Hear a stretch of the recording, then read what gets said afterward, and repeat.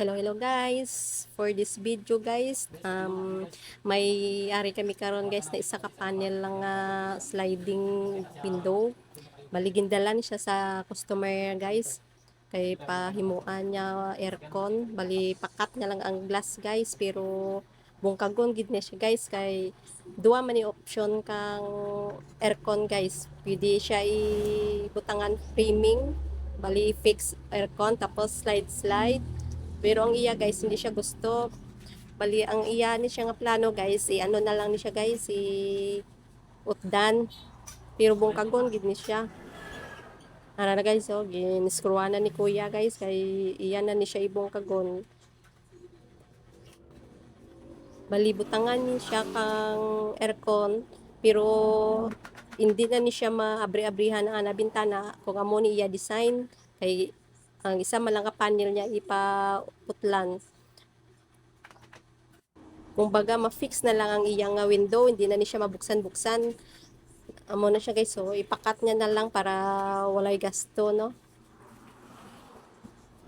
Naranaong na bungkag na ni kuya ang glass. Bali kapit mala na sa amon diri ang tag-iya na sa ganyan nga nagpag-ubra ka iya nga window kay pabutangan nila aircon.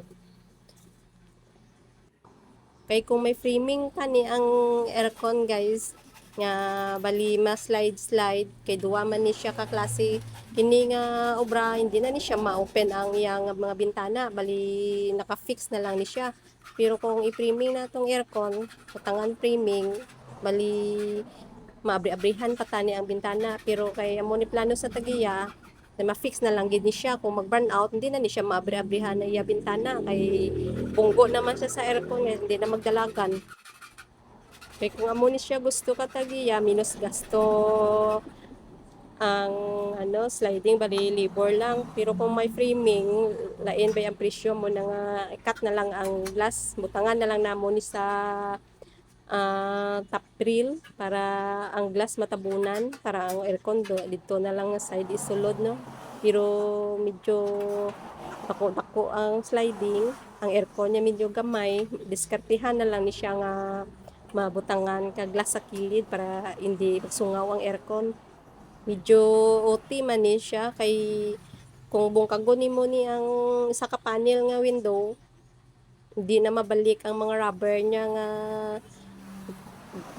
guma, hindi na siya mabalik kay daan na mo na siya nga islan pagid na namo ng iyang rubber. Ano siya kay utdanan na siya ni kuya ang mga aluminum para ma-adjust ang glass niya, pati glass na usdan man. Bali gindulong lang ni siya sa shop ang isa ka panel, tapos gin pick up lang nila pagkatapos ni obra, gin tawagan na lang nga okay na amon siya nga bali gin-deliver lang nila dire kag pick up. Kanang ginasugdan na ni kuya ang pag-assemble kasi ay putlan niya ni para magamay na. Kay kung busy kami sa work ko, duro amon work, siguro basta hindi pa ni siya tawan ka time kay gamay lang siya, pero okay naman kay medyo taway-tawhay man kami sa karon. Temo na siya gin trabaho ni kuya. Bisan gamay lang, para may pamalit na tao bugas ani guys or snack na kay kung mag-busy kami sa trabaho na ang mga repair sa ginapa uliti lang kay minsan gadali man ang mga customer at minsan di na namon matrabaho ginagmay. Pero kay karon kay may time pa kami kay wala pa man ni project may obra na lang ni kuya para ma-assemble na ni ang para sa customer. Kumbaga hindi man ni kami nag-obra sa bintana guys no, gindara lang ni siya sa tag-iya pero hindi kami ni nagasimbol ani sa amon niya lagi pa-repair. Kay karon nga panahon tama gid ka init diri na mo na siguro giplanuhan nila ni pakat kay butangan nila aircon na nara mo ni nga style guys. Bali, glass na na siya sa ibabaw, no, kay butangan naman niya kang ano, kay mga screw na para makumpleto na na siya, no, kay galing kay kisa OT man na siya guys kung repair kasi repair medyo mas OT pa na siya sa kaysa mag-assemble ka sa bago. Mas okay pa nga maobra ka sa bag-o kaysa mag-repair ka sa mga repairon. Medyo budlay, medyo ma-OT.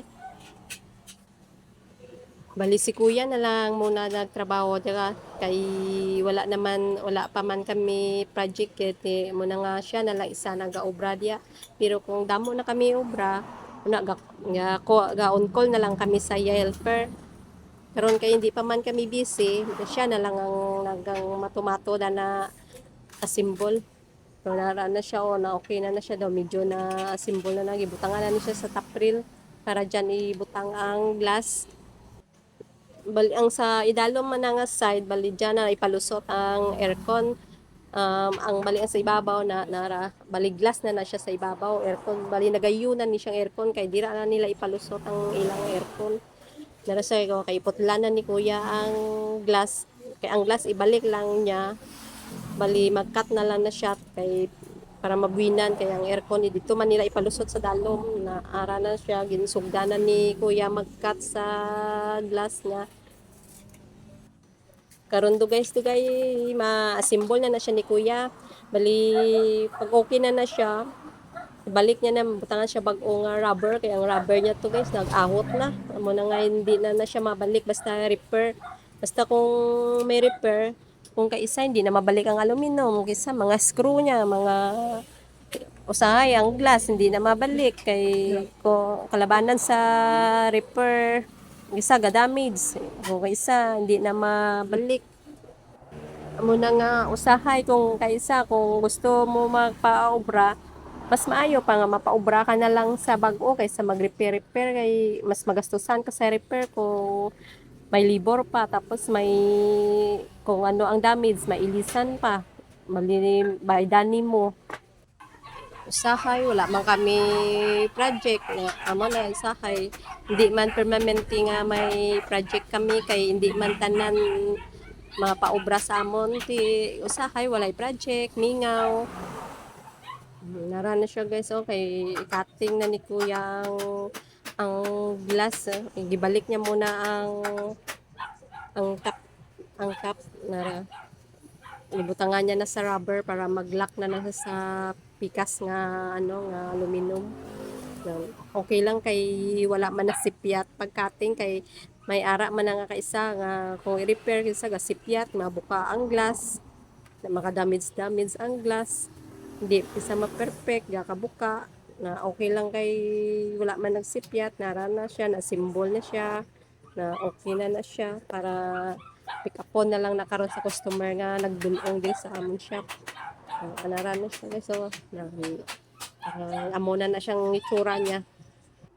Gimbag-o na lang ni kuya ang rubber niya kaya ang rubber niya nag-ahot na hindi na siya pwede.